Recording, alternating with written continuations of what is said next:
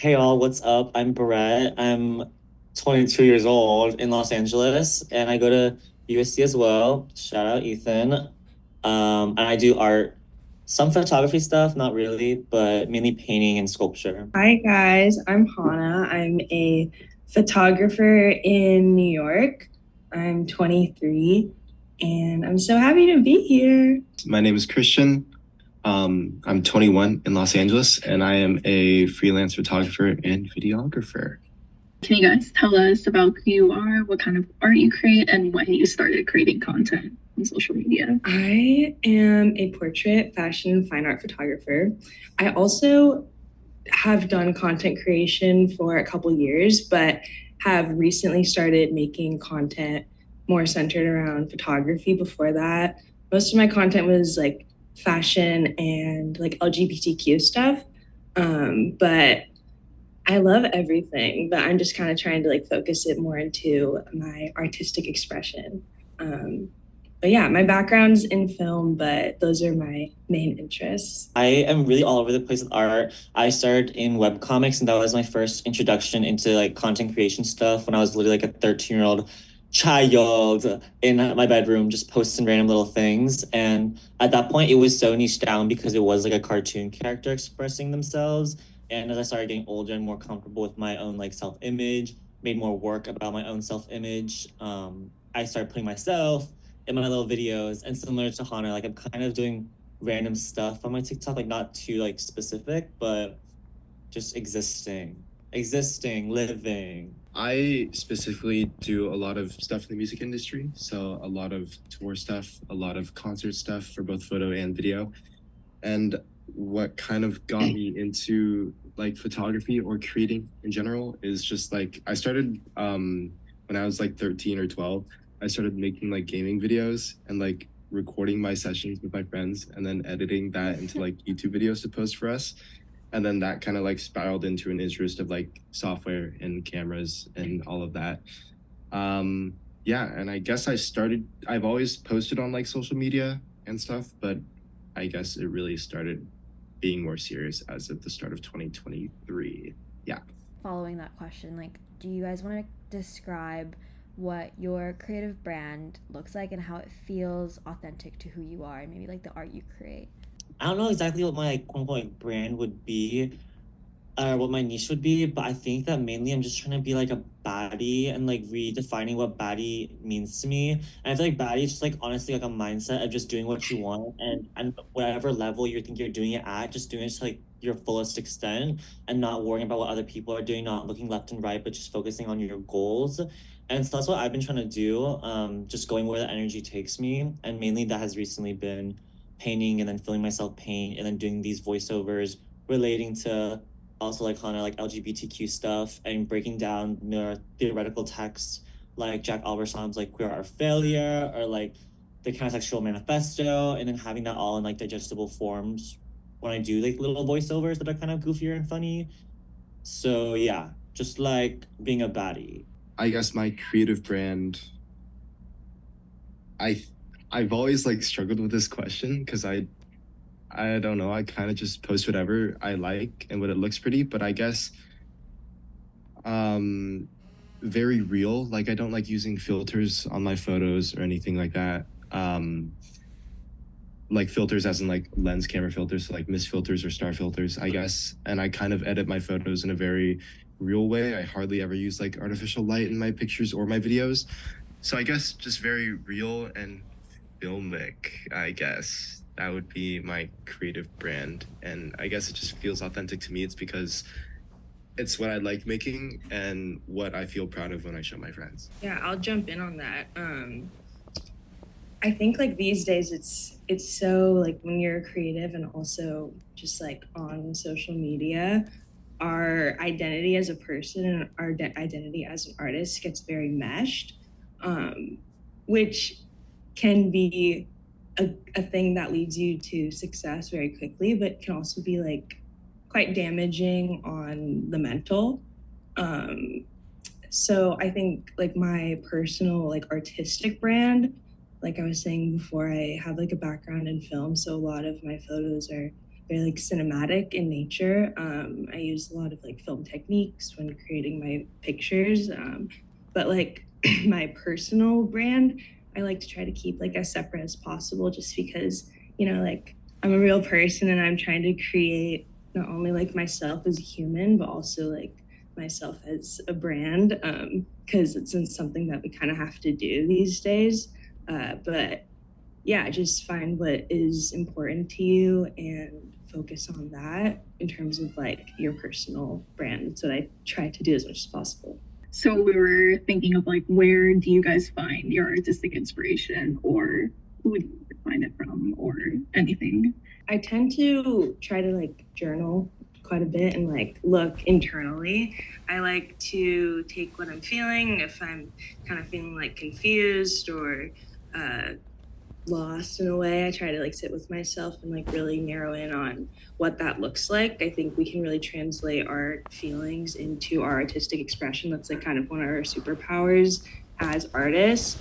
If I am not feeling anything really deep in particular, I'll kind of turn to my friends or the people I'm collaborating with and say, you know, like what are you thinking about? Like how are you feeling? And then kind of jump from there. Like that's really one of my favorite parts about being a creative, is being able to collaborate with other people and, you know, just like build on top of their ideas and how they're feeling.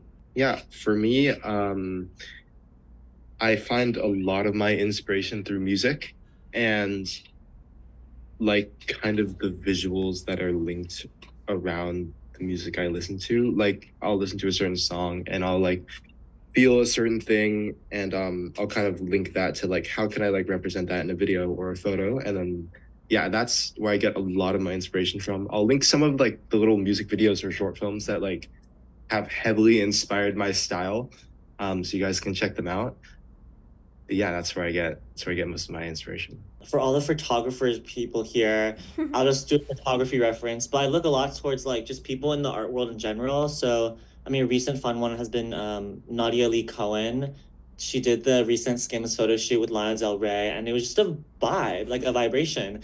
And I was obsessed with it because it, for her work in particular, like not only is she just like an Instagram baddie and like does her own thing with modeling and whatnot, but she able to have like this typical like Americana aesthetic recently that has been kind of her quote unquote like more commercial style, but then floats between these different worlds of like the commercial market and also the fine art galleries. When she had this show at Jeffrey Deitch, and she was doing sculpture work, she was doing installation, she was doing performance, and it's just really inspiring to see how she take her own self-image and her own concepts and translated it amongst like a ton of different mediums. And in that way, she's also not only playing with high culture in these gallery spaces, but also for the masses with pop culture doing things like commercial work. So that's personally what I'm kind of looking towards as of recent. And it speaks to how we're kind of thinking about building brands in a sense, and the tie-in of how you build a brand against yourself, and if you lose kind of your individuality or caricaturize yourself in a weird way for people online. And I think she just does a great job of floating between everywhere. Do you have any fears or hesitations when it comes to creating work that is really personal to you and then posting it? Or maybe do you create work and you keep it personal? Like, what does that balance sort of look like? I don't feel like it's something that you can really overcome once and then it's like done. You know, it's kind of like something that you have to constantly work at, and each post is a separate battle. I mean, of course, I'm exaggerating, but you know, there will be new insecurities as you grow as an artist, as you age, and that's absolutely natural. It just means that you're growing, and I think that that's a great thing. But it does take a lot of confidence and a lot of fearlessness to just kind of like overcome it and like bite the bullet. But at the same time, like if you don't do it, no one else is going to do it for you. That's what I kind of bully myself into thinking when I'm kind of feeling that way. You have to take a chance on yourself or no one else will. And I kind of try to figure out what the people that I admire are doing and what I'm not doing, and kind of compare that and see how I can do what I'm not doing that they're doing. I haven't posted like something personal in a while. If like, I think all of my work is personal, but I haven't posted something like about me in a while, like a video or a photo. That's just me talking about like something I achieved or something, but that comes pretty easily. But I guess when I just think about posting it for myself rather than the validation of other people. So I can watch it back when I'm like old and be like, this is what I was thinking when I was like so and so years old. Yeah, and I kind of just block out what other people will think. And in the end, I think everyone still likes whatever I post. But again, there's always that insecurity that's there. I also like had a lot of trouble with like the insecurity part about posting very personal work. So just explaining like your identity, and constantly, at least in my kind of niche, everyone's just talking about their own identity all the time, and it gets pretty suffocating. And so you get caught in this kind of realm where you have to be overly authentic and overly like open with everyone in order to have your work seen or even validated. And it's pushed me to be more uncomfortable, which I think is great. But as of recent, it's just been like a circle of like, oh, I'm making work about myself, but then the work starts actually infiltrating how I think about myself. And so it's this kind of loop that I'm trying to break out of. So just having a good balance, I guess, of posting both has been more helpful. Do you think like whether like the content that you're posting, like kind of you're talking about this cycle of like, oh, something personal or something more art related and how it kind of speaks to each other, do you think that influences how consistent you post, or like do you feel pressured to continually post that content, or do you sometimes think like, oh, I need a break from doing this aspect, or like how do you balance that currently? Currently, it's just vibes, but I feel like it just is a balance between going and seeing like what other people want. Like it's really bad, but like if a post like absolutely flops, I'm like, okay, like maybe I'll post like something else to get the girlies like hyped up and active again. And then just really letting the algorithm kind of decide, which is so awful, I know, like, but I mean it's a game and we're all playing the game. Yeah. Yeah, it's no secret that social media algorithms favor consistency. And it is just a tough truth. But, you know, we're human beings. Doing the best that you can do is good enough. And honestly, if you are someone that's really wanting to just make art, social media isn't the only option to get yourself out there. I know plenty of amazing working photographers and artists that their social media presence is shit, honestly. But, you know, they're living, loving, slaying the game. So it's not the only option, but you know, I just try to say the best that you can do is good enough. But yeah, algorithms, of course, do favor consistency. So just try to keep that in mind if you're trying to grow your social media presence specifically. Balancing my social media presence versus like my real life, I find that the platform I've built already wasn't like, I don't want to sound conceited, of course, but the platform that I have already wasn't like intentionally built. I wasn't trying to like blah, blah, blah, and like build a mega platform, and I just was posting stuff that I liked, and I ever so happened to build a platform along with that. And so I guess since I wasn't really super worried about building a platform in the first place, it's very easy for me to prioritize like, oh, I'm not gonna post anything at all today. I don't care, like it doesn't affect me. But I think for other people who it's their full-time job, then it would be a lot more impactful, of course. And it is my full-time job, of course, but I feel like I don't make my money from social media. I make my money from jobs that I get with clients that have like continually been reaching out to me. And I feel like I could do that with a platform of like 1,000 followers. So I think just prioritizing yourself first and making sure you're happy first and then posting on social media is a very important thing, because if you're posting work like while you're like in a bad place, then maybe you won't be as proud of it later, at least from my personal experience, of course. Yeah, kind of branching off sort of the advice that you guys have already been giving, something that like people in Fellows Collective have mentioned a lot is like they work on having their platform or posting on socials, and then they definitely hit like a block on being able to reach new people or like grow followers, or just like grow their community of people who follow their work and encourage them. So do you have any advice for them, either on how to maybe reach more people or grow, or just in general, like how to manage those feelings, like being on a social media platform and a creative? Yeah, those are kind of two separate questions, but feel free to tackle it like however. Yeah, I can jump in. I feel like I mean, the most like tangible advice would be like, oh, at least post like once a day, post like short form content that's like 7 to 15 seconds, make it a reel, like post on Instagram, then repost the same content on TikTok, YouTube Shorts, even Pinterest, and then just like rinse and repeat and doing that constantly. And then if a video flops, but you're like, babes, like, no, this is like a vibe. Literally just like delete it and repost it. Like some of the things that I've deleted and reposted, or even like did how I framed the video in like the first like 10 seconds, like the title and the hook, it like changed everything. I knew like one of my animations that I posted on like a separate account was like kind of a bop, but like none of the girls were like eating it up. And so I had to repost it literally 5 separate times within the span of 3 days until it actually like got traction. And so if you truly believe in what you're posting, like I would just keep working at it, and you can always repost stuff later because people not only forget when they see something, but also love to reinteract with the same thing sometimes. So there's not that much pressure. There's also like ways to fake consistency, I guess. Like you can schedule posts nowadays, which is really awesome if you're a pre-planner. It could definitely help you out if you're feeling some kind of like burnout, but still want to be consistent and not have the algorithm hate you for being a human being. But I mean, yeah, it's very frustrating feeling like you've hit a block in your social growth.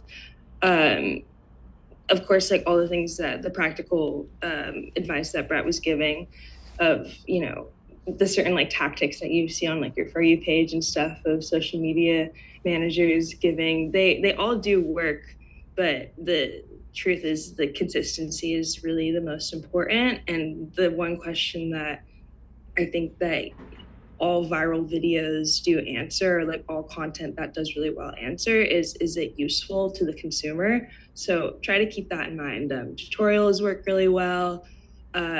Things that other people can have access to, like if you're doing a shoot, like show the location, give the details, give the audience something that they can take away from your content, and you'll see some rise in the numbers. Definitely consistency on social media is very important, regretfully, because sometimes it sucks having to feel like you're forced to push out so much of your art in order to grow what you feel like needs to be grown. And in many cases, yeah, it does need to be grown. I definitely think my platform has helped me secure some jobs that I wouldn't have gotten otherwise. But it's just know that within all the need of, like be consistent, post this a day, post this day, it's okay to take breaks too.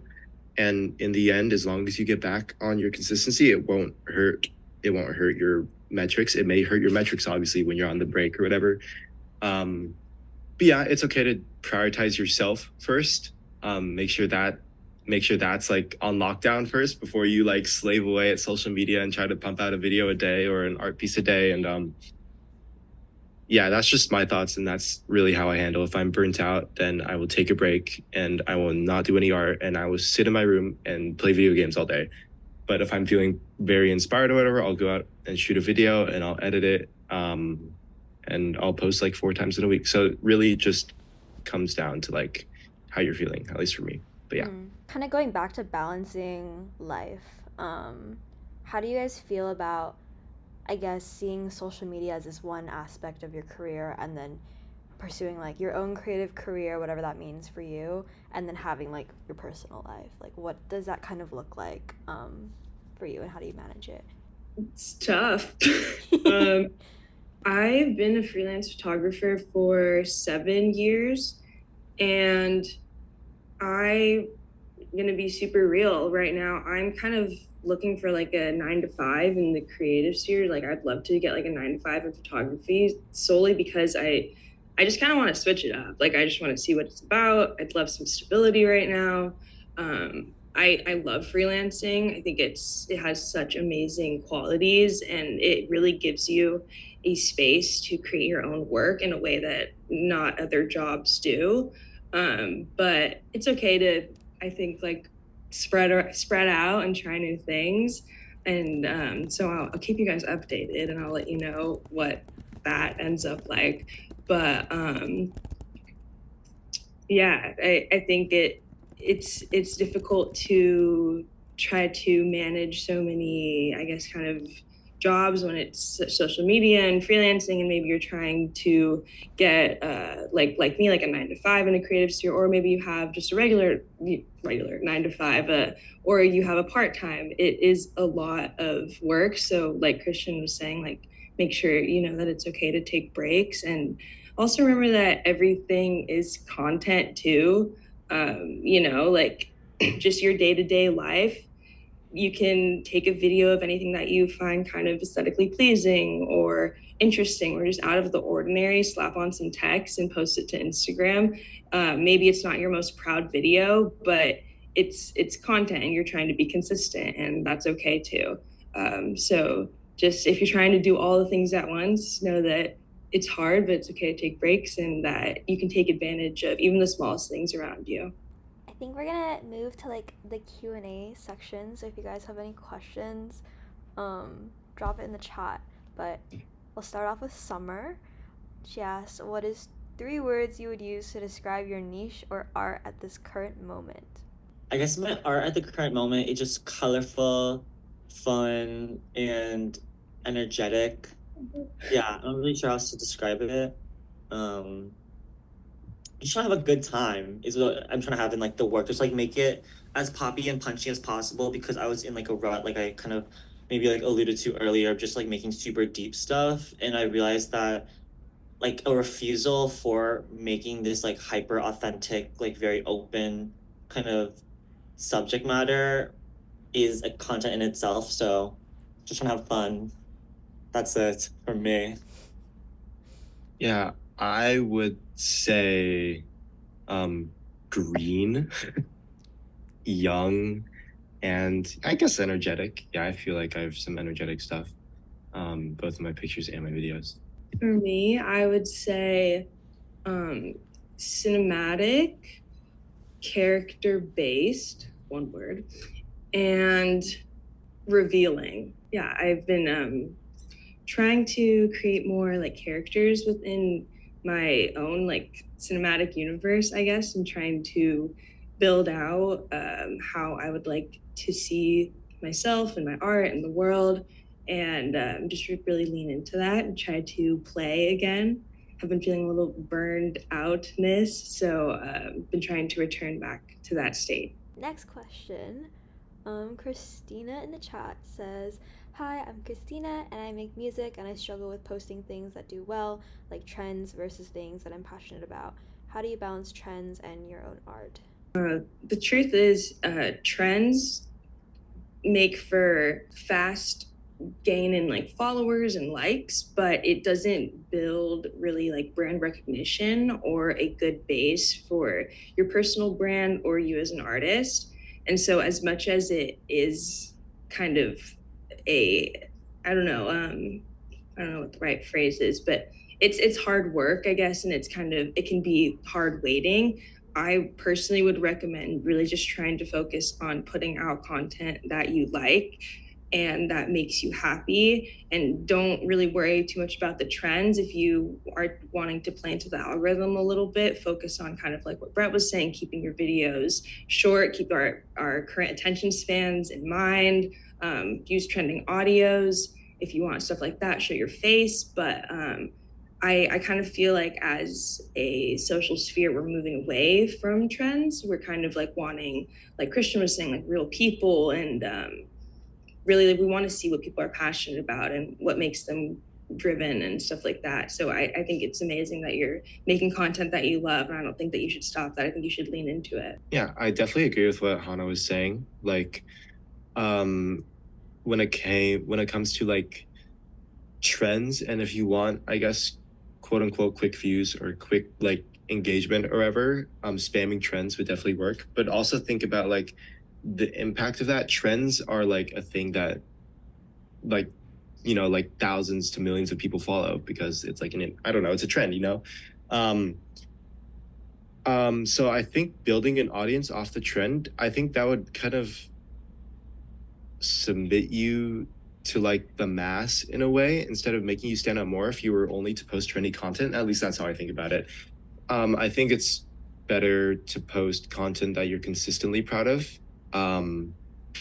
and build an audience off of that, because I think that will make you stand out more, rather than like posting a 5-second clip that says, here's how I became a photographer, read the description, and it's like an entire essay in the description of like stuff to do to farm views and farm engagement. And again, I think content like that is really insightful, and definitely I've learned some of that from my content, but I don't remember who I've seen it from.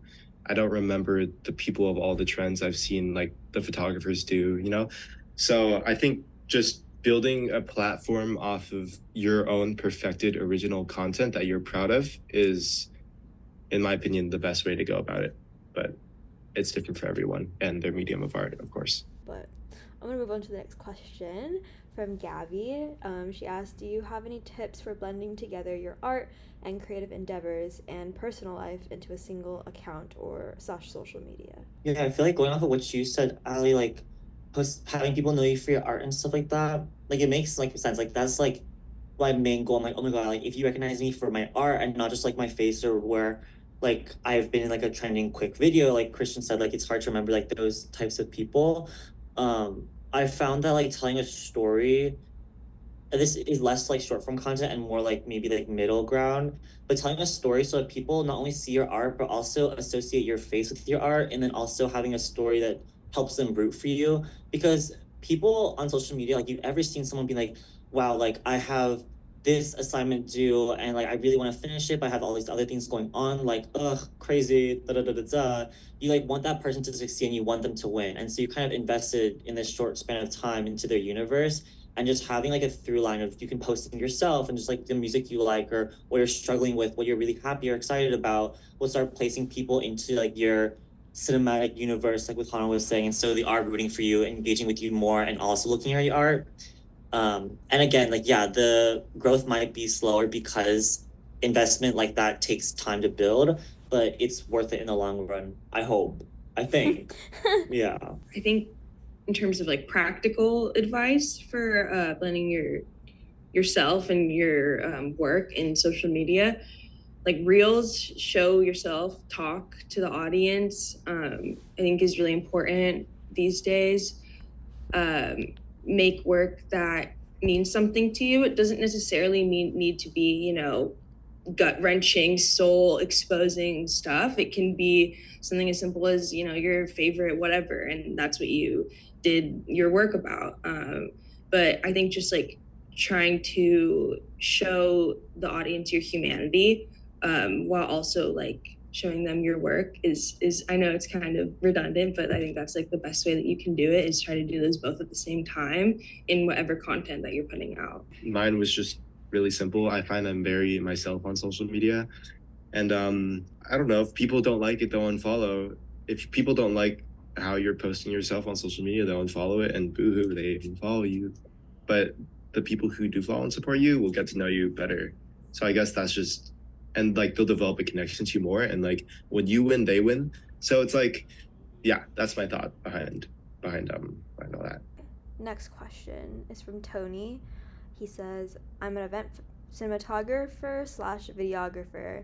Do you have any tips on making the transition from free exposure work to paid client-based work?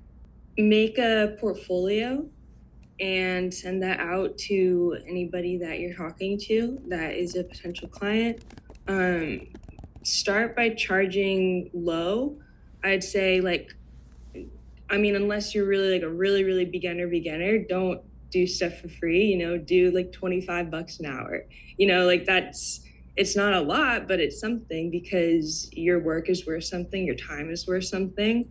But make sure that you know your shit, you know, make sure that you are well-versed on your gear, you're well-versed on the editing process, you know how to talk to people.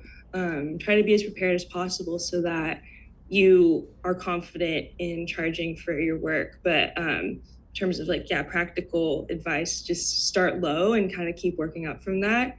I would say most people that start out will charge hourly, and then kind of from there you can charge project-based or hourly plus posts and stuff like that. But yeah, that would be my advice when making the transition. For me, like, I started the first ever paid like work I did was when I was in high school, I was doing senior photos for $20, you know, and like I'm sure like every photographer will at some point go through that phase. And then eventually as you like work your way up, you begin to like increase your skills and you get to charge for more and more. And then that kind of gives you a base, like a baseline of how like work goes. You'll tell them what to expect, like deliverables, etc. You'll tell them how long the shoot will take, what to wear, blah blah blah, whatever. Like, and then you deliver the photos. They'll send you the money, and then that's that. And then once you kind of get that pipeline down, it's pretty much similar with like every other content-based shoot that you'll do. I find a good pipeline into like making the full transition is like picking up the jobs that maybe you don't really want to do, but meeting people on those jobs that will like, you know, blah, blah, blah, like go and record a TikTok for a TikToker for an hour and make $100. Okay, you meet the TikToker, it's a connection, you know?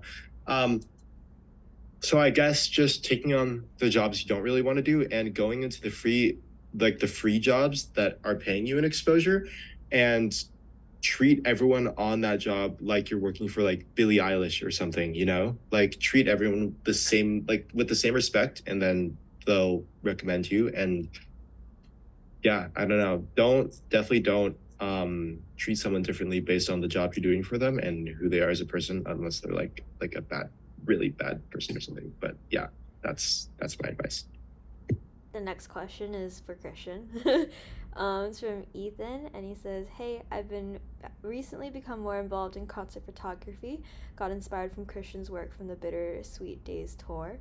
I was wondering what the journey was like being able to tour with an artist for the first time." Wow, thanks for the question, Ethan. I really appreciate it. The journey for getting to tour. So I started concert photography April of 2022. I shot my first concert.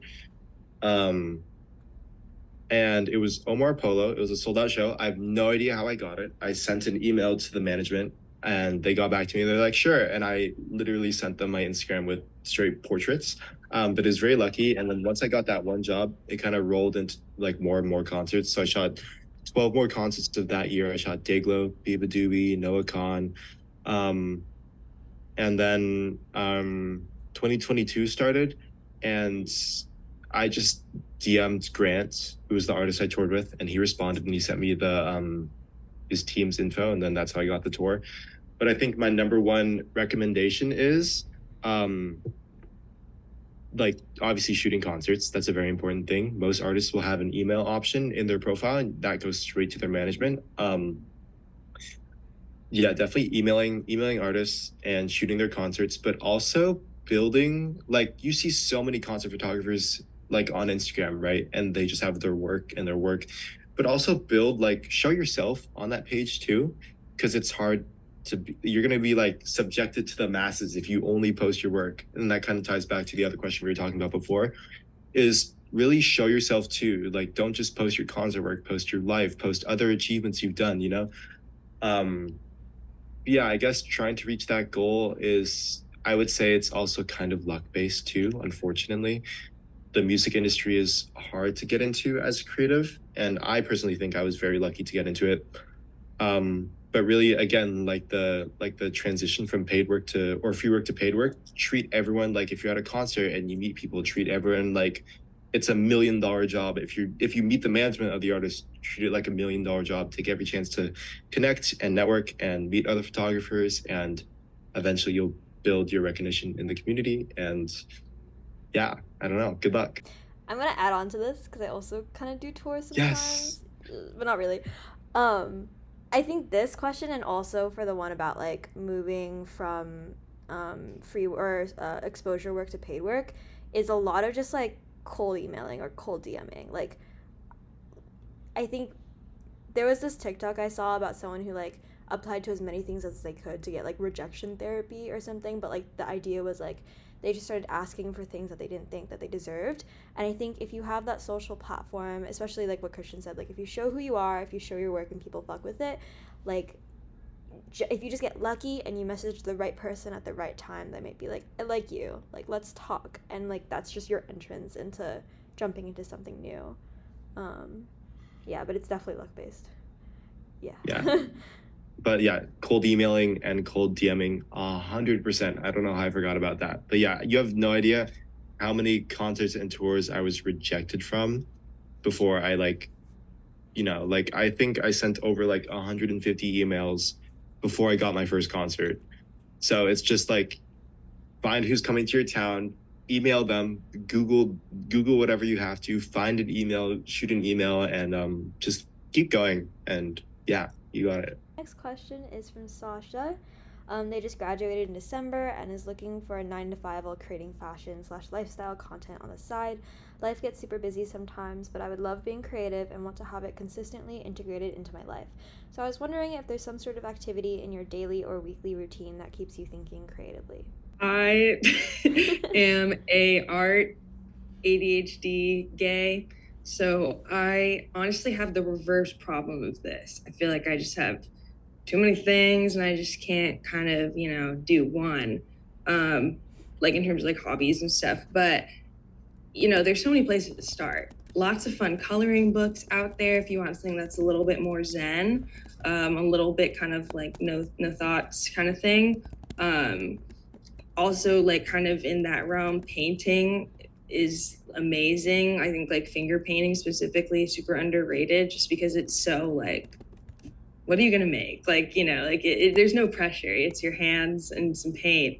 But I don't know. I think there's like so many different kinds of crafts and like toys out there. You can go to Michael's and just kind of like get your hands on anything that interests you.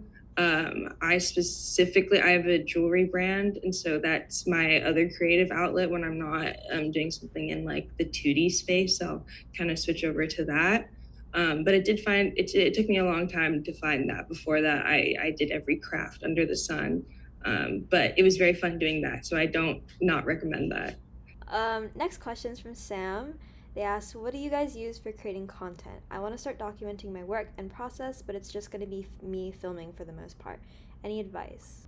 I mean, this is really lame because everyone says this, but like the phone is like good enough to do everything. But like genuinely, like phones now are cray. Like if you have an iPhone and you shoot everything on that, like it's fine. Like just especially when starting out, just post content and get it out there and see what happens. And the mics on phones are honestly way better than camera mics that you just buy, like Canon G7X, like is the classic one, or like even the newer kind of branding of Canon's like EOS M50. I'm not a camera person, but these are just the starters that I first use and still use.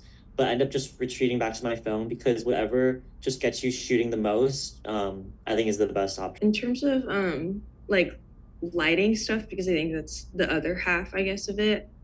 For videos of just like you talking to the camera or anything where you're just kind of showing yourself, on social media, I truly believe nothing beats just an open window in broad daylight. That's the best kind of lighting for that format. But if you're doing like photography or stuff like that, I'll just answer it, even though you did not ask that. But I would recommend maybe just getting like starting with a flash, like that can go on your camera, or maybe like a little MC that's like a LED kind of light. Those can be good for if you need something kind of cheap and fast in dark lighting. But I would always recommend filming just in front of a window if you're making social content. I definitely can agree with Brett here, especially if you're just documenting your work in progress. Your phone is amazing and stellar and spectacular, and I can send you countless artists who are amazing artists but use their phone to document it all and have insane platforms. So yeah, just use your phone, but also like just because it's your phone doesn't mean you can just like point it at something and cut it together and expect it to look good. So make sure you're really thinking about, not like really thinking about, but like make sure like when you set up your phone on your little tripod, it looks like the shot looks nice. It's not like tilted too far down. Make sure it's like nice and even, just like things like that. Maybe adjust the exposure when you're taking a video. But yeah, definitely your phone is a insanely great way to start if you're just documenting your work. Yeah. Next question is, can you give an example of how you cold DM? Do you have you introduce yourself? How do you relate with their work, or is it like a cover letter? I think it depends. if you're reaching out to a brand, I would do kind of more cover letter style. I would say who you are, what you do, why you think you should work together, and maybe you could send this in the first message or in the second one, depending on if they reply, but you could include your rates. I would actually probably suggest that in the second message if they reply. But if it's just kind of somebody that you admire or would like to work with that's in a similar field as you, I would kind of just do a casual reach out. Hey, I'm so-and-so, I do this, admire your work, would love to connect, would love to get coffee sometime, would love to assist you on this job or on a job in the future, or just am reaching out to say, hey. That's what I do. Yeah. For me, I find that keeping it very short and very sweet is the way to go, especially for emails. Like if I'm emailing a brand, or if I'm emailing like an artist to like, hey, I would potentially love to be on your roster in case you take anyone on the tour in the near future. Keep it very short and very sweet, like 2-sentence paragraph. Hey, my name is Christian, blah, blah, blah. This is where I'm from. This is what I do, blah, blah, blah. I would love to be blah, blah, blah, blah, blah, blah, blah, blah, blah. Here's my info, blah, blah, blah. Thank you, blah, blah, blah. Just keep it very short and very sweet. If you type out an entire essay, people like management is not going to read that because they go through hundreds of emails a day. So just keep it very short, very sweet, straight to the point, especially if you're emailing. DMs, definitely agree with Hana. Like brands, more of a cover letter thing if you're DMing them. But if it's like someone you admire or someone you want to connect with, just be like, hey, would love to grab a coffee. I've gotten coffee with like several people who've just like DM'd me and like, hey, would love to chat about where you are and stuff. And I'm like, sure, why not? Let's do it. So yeah, just DM and short and sweet. I want you guys to you can think about it for a second, but based on maybe the last year of like your experiences on social media or just like the work that you've created, what is like one takeaway lesson that you're bringing into the new year, for whether that's like what you're making, how you're showing it, or like a goal that you have? I guess my goal is like to just not get too in my head about like whatever I post, especially like duration like on YouTube and stuff, because back in the day everyone's like, oh, you have to make videos that are over 10 minutes long, and then now everyone's kind of moving towards podcasting and stuff like that, and it's like kind of overwhelming to see that level of success in like one niche, and so you feel like you have to, to get that same success, like do exactly what other people are doing, but just to not put pressure on myself to create like the most perfect content ever and just getting it out there, which I feel like I have to constantly remind myself. But this year I actually want to put that into practice. Yeah, for me, I guess just care less about what people think about my work and post more of what I truly, truly like. And I think I've been pretty good at that so far, but I really just want to keep that going because I think it's what makes me unique in my own sense. I am personally working on honing in on my skills, turning back to the basics, making sure that I know my shit, and really just trying to be the best artist that I can possibly be. I kind of ended up having like a reverse experience where I built a platform without being, I guess, confident in my abilities and my skills, and it didn't not work, but it wasn't ideal, I guess. So I'm kind of returning back to that and starting the cycle again, and just trying to build myself and be the best that I can be and learn my technique and kind of master anything that I can within the sphere of my art. Okay, I think that concludes our first session. Thank you guys for being a part of it and for everyone asking questions and stuff. If you guys have any more questions, we'll post a recap of this video, so you can always write in the comments of the YouTube video or on our Instagram, or we also have a Discord channel where we chat a lot about different things, or ask questions and stuff.